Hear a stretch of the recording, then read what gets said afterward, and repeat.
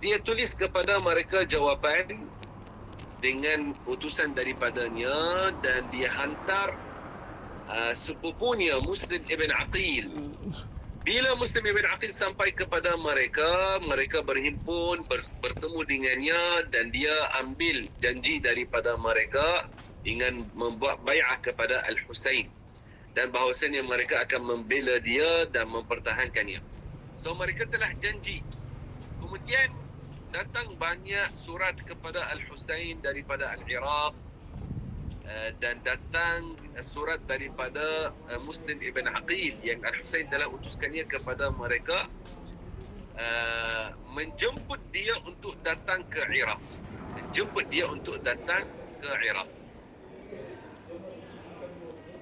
Maka apabila Yazid dia tahu, maka dia telah lantikkan sebagai pemerintah atas Al-Iraq Ubaidullah ibn Ziyad. Ubaidullah ibn Ziyad. Maka dia telah suruh, dia telah suruhnya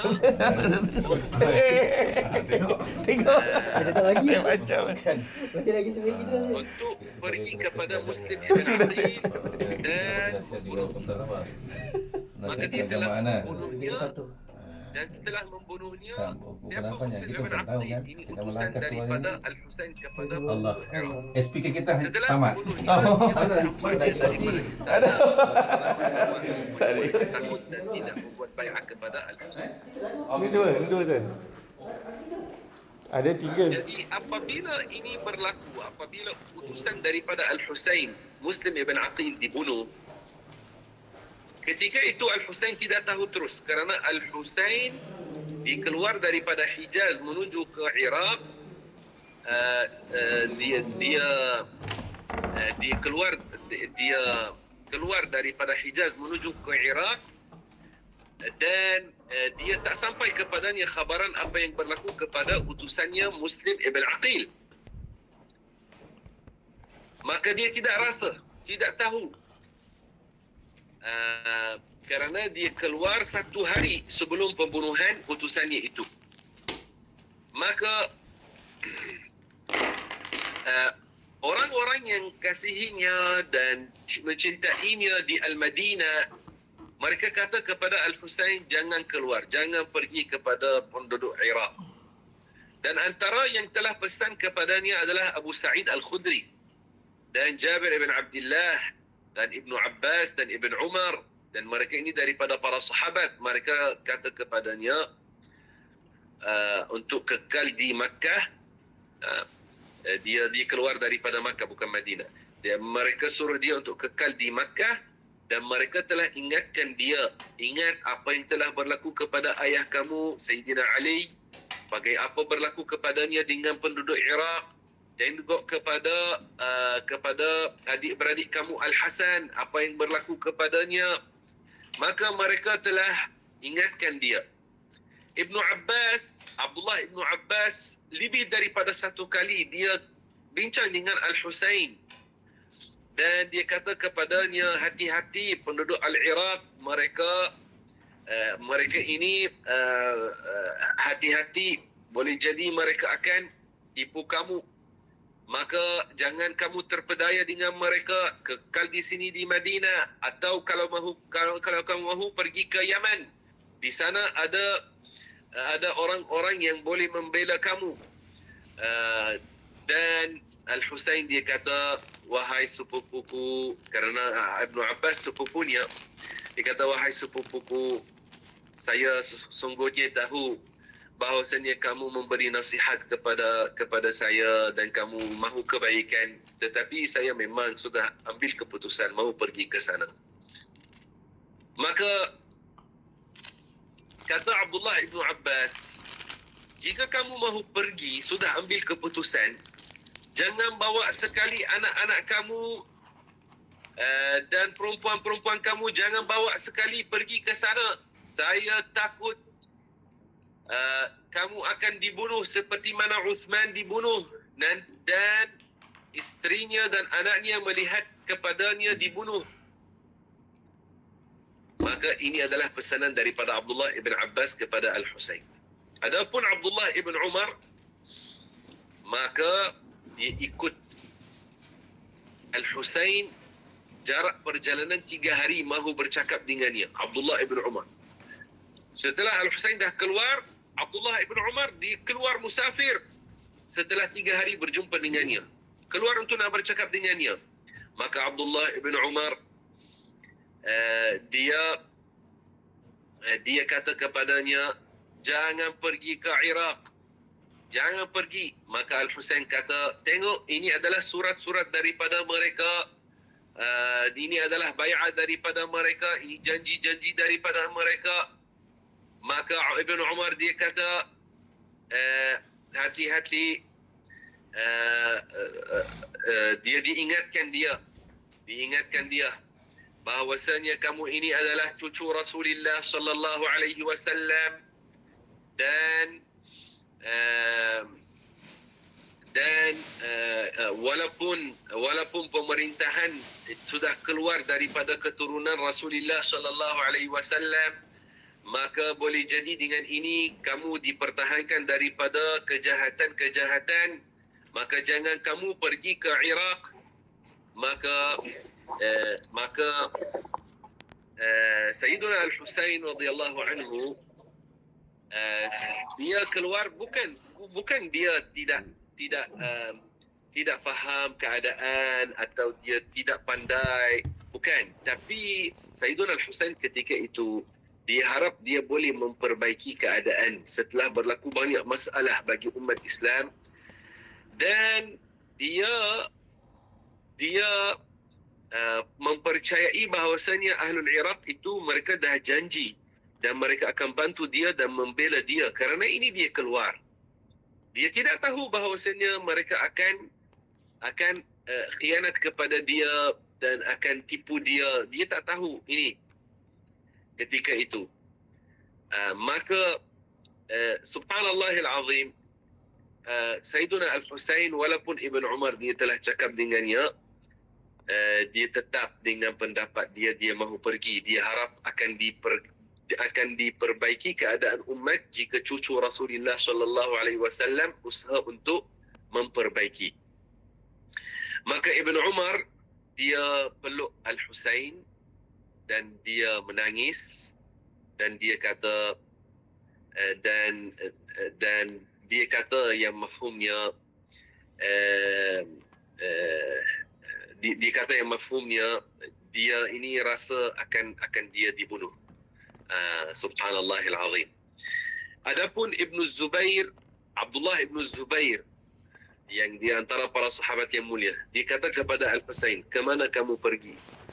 Kamu pergi kepada orang-orang yang mereka telah membunuh ayah kamu dan tikam abang kamu. Kamu pergi ke mana? Abu Sa'id Al-Khudri dia kata, ya Aba Abdillah, inni lakum nasihun wa inni alaikum mushfiq fala takhruj ilaihim. Abu Sa'id Al-Khudri dia cakap juga, dia kata jangan kamu keluar, saya bimbang atas kamu. Subhanallahil azim. Tapi Sayyiduna Al-Husain, kerana dia telah terima janji-janji banyak daripada Iraq, dia ingin mahu keluar. Dia ada niat ikhlas mahu cuba untuk memperbaiki keadaan. Dia harap akan ada kebaikan besar jika dia dapat pemerintahan balik. Dia harap ada kebaikan besar untuk umat Nabi kita Muhammad sallallahu alaihi wasallam. Maka Sayyiduna Al-Husain dia keluar bersama sahabatnya, bersama Ahlul Bait. Keluar ramai daripada Ahlul Bait dengannya, keturunan Rasulullah sallallahu alaihi wasallam dan kerabat mereka keluar bersama Al-Husain. Maka bila dia sampai ke Iraq, dia telah tahu apakah Ubaidullah ibn Ziyad, pemerintah Al-Iraq, telah buat kepada utusannya itu, Muslim ibn Aqil. Dia telah tahu bahawasanya utusannya telah dibunuh. Dan dia telah tahu bahawasanya penduduk Iraq setelah berlaku ini, mereka telah tukar pendapat mereka dan tidak mahu lagi menyokong Al-Husain. maka mereka yang telah janji-janji kepadanya tinggalkan dia. Maka Ubaidullah ibn Ziyad, pemerintah Al-Iraq yang dilantik oleh Yazid, dia telah hantar pasukan tentera daripada 4,000 orang. Ketua mereka Amr ibn Sa'ad atau Umar ibn Sa'ad. Maka mereka telah bertemu di tempat namanya Karbala. Maka Al-Husain dia minta daripada mereka salah satu daripada 3. Apakah ia? Sama ada tinggalkan dia untuk kembali ke Makkah, atau tinggalkan dia supaya dia pergi ke satu tempat yang sesuai untuk dia memerangi di sana, atau mereka biarkan dia pergi jumpa dengan Yazid secara terus. Jangan halang dia, pergi bawa dia pergi jumpa dengan Yazid. Maka Amr ibn Sa'ad, sedangkan cucu Rasulullah sallallahu alaihi wasallam, dia yang minta daripadanya ini. Amr ibn Sa'ad ketika itu masih lagi dia ingat ini cucu Rasulullah sallallahu alaihi wasallam. Maka dia terima. Yani ini adalah ketua pasukan yang dihantar oleh pemerintah Iraq ketika itu. Maka dia telah utuskan kepada Ibn Ziyad, pemerintah Al-Iraq. Maka Ibn Ziyad dia suruh Amr ibn Sa'ad ini untuk tidak terima tawaran daripada Al-Husain. Tidak terima sampai dia sendiri datang. Dan mengambil bai'ah daripada Al-Husain kepada Yazid. Yani pemerintah Al-Iraq, dia kata kepada ketua tenteranya itu, kamu jangan terima apa-apa daripadanya, tunggu saya akan datang, bagi tahu dia bila saya sampai, kamu kena buat bai'ah kepada Yazid melalui saya. Jumpa dengan saya untuk buat bai'ah kepada Yazid. Dan ini adalah pendapat yang diberikan kepadanya oleh Shimr ibn Dhil Jawshan. Seorang lelaki namanya Shimr ibn Dhil Jawshan. Subhanallah, ini orang jahat, ini Shimr. Maka Al-Husain dia kata, wallahi la af'al, demi Allah saya tidak akan buat. Maka Amr ibn Sa'ad dia berasa berat nak memerangi cucu Rasulullah sallallahu alaihi wasallam. Maka Ibn Ziyad dia utuskan Shibr ibn Dhil Jawshan dan dia kata kepadanya, jika Umar ibn Sa'ad, yani ketua tentera itu, jika dia mula memerangi Al-Husain, kamu support dia. Kalau dia tidak mula, maka bunuh dia dan kamu jadi ketua ganti kepadanya. Subhanallahil azim. Maka sebahagian daripada tentera Umar ibn Sa'ad, bila mereka melihat bahawasanya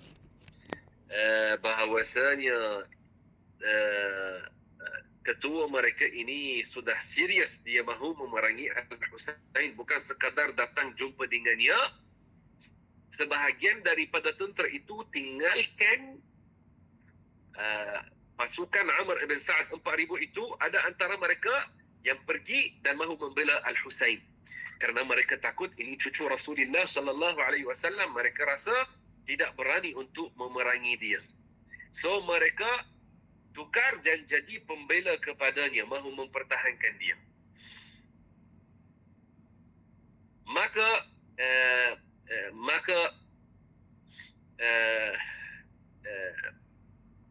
Amr ibn Sa'ad ini, bila dia dapat tekanan daripada pemerintah Al-Iraq, ketuanya, dan daripada Shimr ibn Dhil Jawshan ini, maka dia buat apa?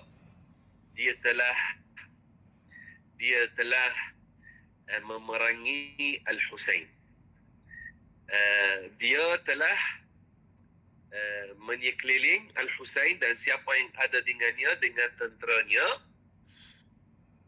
sampai mereka dihalang daripada air.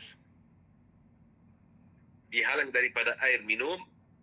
Maka bila subuh menyising, dan ketika itu adalah pagi 10 Muharram, maka Al-Husain dan 32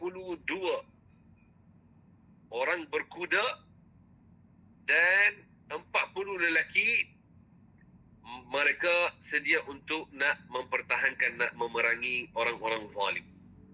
Dan Amr ibn Sa'ad dengan tenteranya yang ia adalah beribu-ribu, mereka telah bersiap untuk memerangi Al-Husain. Maka yang ada dengan Al-Husain, walaupun mereka sedikit, mereka telah memerangi sampai mereka buat apa yang mereka mampu untuk mempertahankan cucu Rasulullah sallallahu alaihi wasallam. Siapakah yang pertama jatuh syahid? Itu adalah, yang pertama adalah Al-Husain. Yang pertama adalah Ali Al-Akbar ibn Al-Husain, anak kepada Sayyidina Al-Husain, namanya Ali Al-Akbar. Dia adalah orang pertama daripada Ahlul Bait yang jatuh syahid ketika itu. Maka bila anak kepada Sayyidina Al-Husain dia mati, maka keluar Zainab yang dia adalah adik-beradik Al-Husain. Dia keluar nak tengok anak saudaranya ini apa yang berlaku kepadanya. Maka Al-Husain dia ambil adik-beradiknya yang perempuan, Zainab radhiyallahu anha, masukkan dia balik ke dalam Bait Asy-Sya'r. Ini seperti kemah, seumpama kemah, bukan kemah tapi seumpama kemah. Kemudian dibunuh Abdullah ibn Muslim ibn Aqil. Ini daripada Ahlul Bait. Kemudian dibunuh Aun dan Muhammad, dua mereka anak kepada Abdullah ibn Ja'far. Kemudian dibunuh Abdul Rahman dan Ja'far, anak kepada Aqil ibn Abi Talib. Kemudian dibunuh Al-Qasim ibn Al-Hasan ibn Ali. Al-Qasim anak kepada Sayyidina Al-Hasan, yakni anak saudara Sayyidina Al-Husain, dibunuh.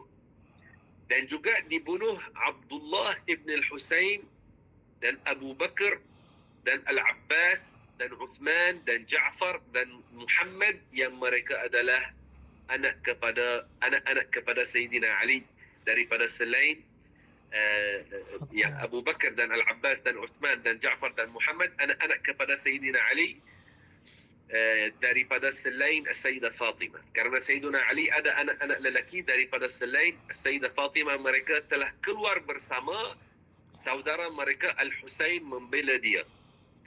Dan Al-Husain kekal berseorangan setelah Ahlul Bait yang ada bersamanya, lelaki-lelaki daripada Ahlul Bait ini, mereka semua telah dibunuh oleh orang-orang zalim.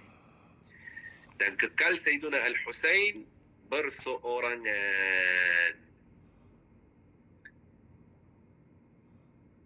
Tidak ada bila dia berseorangan, cuba gambarkan apa yang berlaku. Tentera yang serang, ada antara mereka yang dia berani nak bunuh selain Al-Husain. Tapi bila sampai kepada Al-Husain, setiap orang daripada tentera yang zalim, bila menghampiri, dia rasa takut nak bunuh cucu Rasulullah sallallahu alaihi wasallam, maka dia hampir, kemudian dia balik.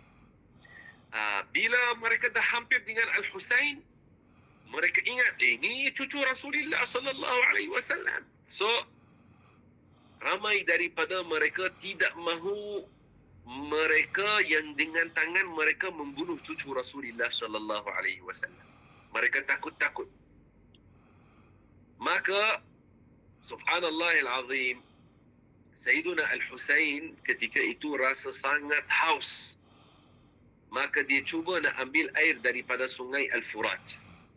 Maka mereka cuba menghalang dia. Bila dia mampu untuk ambil air, ketika dia nak minum, ada seorang, dia memanah terhadapnya dengan satu anak panah yang sampai, yang masuk dalam lehernya, dalam leher Sayyidina Al-Husain. Maka mula keluar darah. Maka Sayyidina Al-Husain membuat doa atas mereka. Ini yang Sayyidina Al-Husain membuat doa atasnya, dia tak lama lagi, sedikit setelah itu Allah Ta'ala telah menurunkan ke atasnya bala. Dia jadi rasa haus dan dia tidak hilang rasa hausnya dengan air yang sejuk, dengan susu, dengan apa-apa sampai dia mati. Dia mati. Tak lama lagi dia mati. Ini yang dia telah memanah terhadap Al-Husain. Allah Ta'ala menurunkan ke atasnya bala. Kemudian sedangkan Al-Husain sudah dicederakan, mereka tidak tinggalkan dia. Ada sekumpulan daripada orang-orang zalim menyekeliling Al-Husain. Dan dia masih lagi pegang pedangnya. Dan dia cuba kanan dan kiri sedangkan dia sudah berseorangan. Dan setiap daripada mereka cuba untuk, bukan dia yang mahu membunuh Sayyidina Al-Husain. Mereka masih lagi takut-takut, ini cucu Rasulullah sallallahu alaihi wasallam. Walaupun mereka orang-orang zalim, tapi mereka tahu ini siapa. Sampai ada orang yang jahat, namanya Zur'a ibn Shuraik At-Tamimi. Dia telah pukul Sayyidina Al-Husain atas tangannya yang kiri. Dan ada seorang lain yang pukulnya atas bahunya. Dan datang Sinan ibn Anas dengan dia datang dengan senjata dan dia tikam Sayyidina Al-Husain. Maka Sayyidina Al-Husain jatuh. Kemudian datang seorang dan memanggal leher atau potong kepala Sayyidina Al-Husain radhiyallahu anhu. Subhanallahil azim. Itu adalah Shamr ibn Dhil Jawshan. Shamr ibn Dhil Jawshan ini orang yang sangat jahat. Dia berani untuk membunuh Sayyidina Al-Husain dan potong kepalanya. Potong kepala Sayyidina Al-Husain. Maka setelah itu dikatakan pun, orang-orang jahat mereka bagi kepada kuda-kuda lalu atas jasad Al-Husain. Sampai Al-Husain setelah kewafatannya terdapat pada badannya 33 kesan tikam dan 34 pukulan.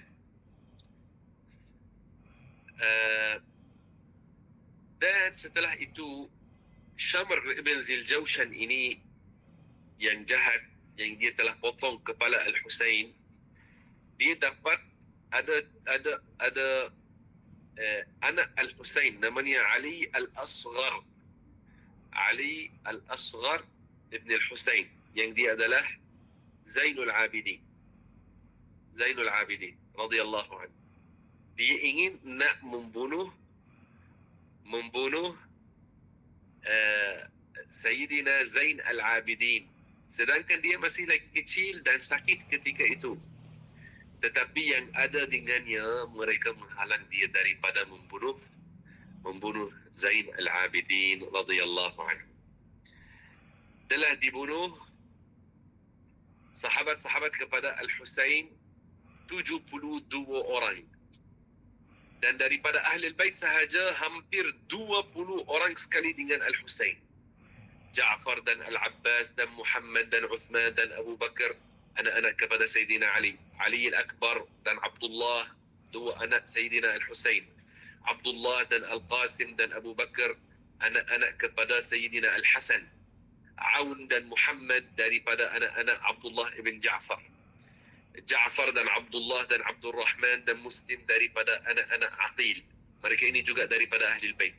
Abdullah ibn Muslim ibn Aqil dan Muhammad ibn Abi Sa'id ibn Aqil, dan juga dibunuh saudara sesuan dia yang dia adalah Abdullah ibn Yuqtur. Maka Al-Husain, kita melihat cucu Rasulullah sallallahu alaihi wasallam telah dibunuh. Maka ini adalah dunia. Ini adalah dunia. Ini adalah dunia. Ada para anbiya sebelum Al-Husain dibunuh, seperti Sayyidina Zakaria alaihi salam dibunuh, Sayyidina Yahya dibunuh, dan ada ramai daripada para anbiya dibunuh oleh orang-orang Yahudi. Maka jangan terpaut dengan dunia ini. Ini menunjukkan bahawasanya dunia ini rendah. Jangan terpaut dengannya. Kalau orang-orang mulia tengok apa yang berlaku kepada mereka di dalam dunia ini, maka jangan terpaut dengan dunia. Dan bela kebenaran walaupun ada kesusahan, bela kebenaran dan berpegang dengannya. Muslimin dan muslimat rahimakumullah subhanahu wa ta'ala, bila dibunuh Al-Husain, ketika itu dia berusia 56 tahun. Dan dia telah dibunuh pada hari Jumaat 10 Muharram tahun 61 Hijriyah. Kepalanya dan kepala sahabat-sahabatnya dibawa kepada Ibn Ziyad, pemerintah Iraq. Dan dikatakan bahawasanya telah dilihat cahaya keluar daripada kepala Al-Husain sampai ke langit. Dan ada burung-burung putih yang datang di sekelilingnya. Ibn Ziyad, pemerintah Al-Iraq, mengambil kepala-kepala ini kepada Yazid ibn Muawiyah. Bila diletakkan kepala Al-Husain depan Yazid, maka ketika itu dia ada satu batang kayu di tangannya, maka dia meletakkannya atas mulut Al-Husain. Maka Abu Barza Al-Aslami, dia kata kepadanya, demi Allah yang tiada Tuhan melainkan Dia, saya telah melihat bibir Rasulullah sallallahu alaihi wasallam mengucup dua bibir ini ketika dia adalah kecil, yakni ketika Al-Husain masih kecil, baginda telah mengucupnya daripada mulutnya. Maka dia kata, saya melihat dua bibir Rasulullah sallallahu alaihi wasallam menyontoh dua bibir ini. Subhanallahil azim.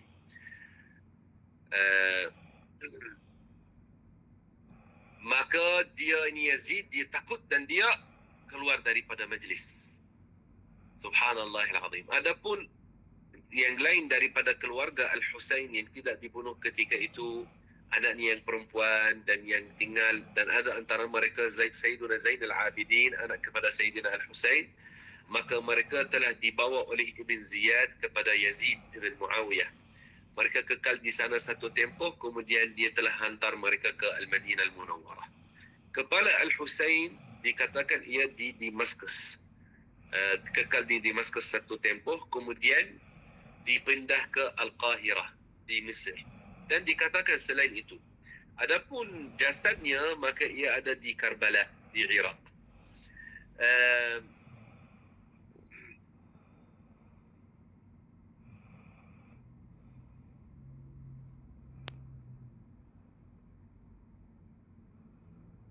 Subhanallah. Maka muslimin dan muslimat rahimakumullah, ini adalah secara ringkasnya kisah tentang pembunuhan Al-Husain. Ini adalah apakah yang ulama Ahlus Sunnah wal Jamaah sebut. Adapun cerita-cerita tambahan daripada Syiah, hati-hati daripadanya. Kita Ahlus Sunnah wal Jamaah, kita cinta kepada Al-Husain dan kita cinta kepada Ahlul Bait. Dan Ahlul Bait, akidah mereka seperti akidah kita Ahlus Sunnah wal Jamaah. Maka Ahlul Bait yang betul, akidah mereka akidah Ahlus Sunnah wal Jamaah. Dan mereka Al-Husain bukan Syiah, Al-Hasan bukan Syiah, Sayyidina Ali bukan seperti Syiah sekarang. Tapi Syiah mereka mahu tipu daya orang awam dan mereka buat cerita-cerita yang tidak betul. maka jika Syiah mereka kata kamu Sunni yang telah membunuh Al-Husain, maka bagi tahu mereka kita tidak setuju dengan pembunuhan Al-Husain ini. Yang telah membuat ini adalah orang zalim dan kita tidak menyokong dia. Bahkan kita tolak perbuatan ini, dan kita sangat cinta kepada Ahlul Bait, dan ini adalah percubaan yang jahat daripada golongan Syiah untuk nak menjatuhkan Ahlus Sunnah wal Jamaah, tapi mereka tidak dapat kerana kita Ahlus Sunnah wal Jamaah alhamdulillah akidah kita dan manhaj kita adalah manhaj yang ada baginya dalil dan ada padanya alhamdulillah bukti-bukti yang jelas. Barakallahu fikum, jazakumullahu khaira. Wallahu subhanahu wa ta'ala a'lam wa ahkam. Wassalamu alaikum warahmatullahi ta'ala wabarakatuh. Waalaikumsalam warahmatullahi wabarakatuh. Waalaikumsalam.